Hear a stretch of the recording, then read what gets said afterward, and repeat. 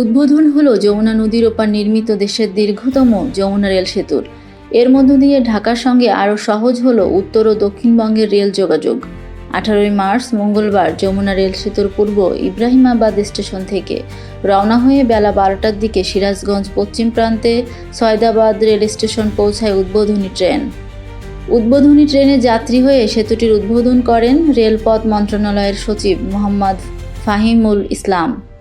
এ সময় আরও উপস্থিত ছিলেন বাংলাদেশে নিযুক্ত জাপানি রাষ্ট্রদূত সাইদা শিনিচি, জাপানি উন্নয়ন সংস্থার জাইকার এশিয়ার বিষয়ক মহাপরিচালক ইতো তেরুইকি ও যমুনা রেল সেতুর প্রকল্প পরিচালক আল ফাত্তা মোহাম্মদ মাসুদুর রহমান।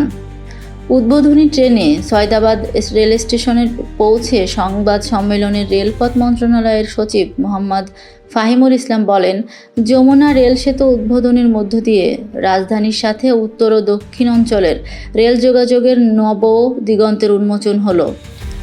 উল্লেখ্য, 2020 সালের 29 নভেম্বর যমুনা নদীর ওপর সড়ক সেতুর 300 মিটার উজানে পৃথক রেল সেতু নির্মাণ কাজের ভিত্তিপ্রস্তর স্থাপন করা হয়। 4.8 কিলোমিটার দৈর্ঘ্যের এই রেল সেতু 16,780 কোটি 96 লাখ টাকা ব্যয়ে নির্মিত হয়েছে। সেতুটির নির্মাণ ব্যয়ের 27.60% দেশীয় অর্থায়ন এবং 72.40% Japan international cooperation agency JICA ঋণ দিয়েছে।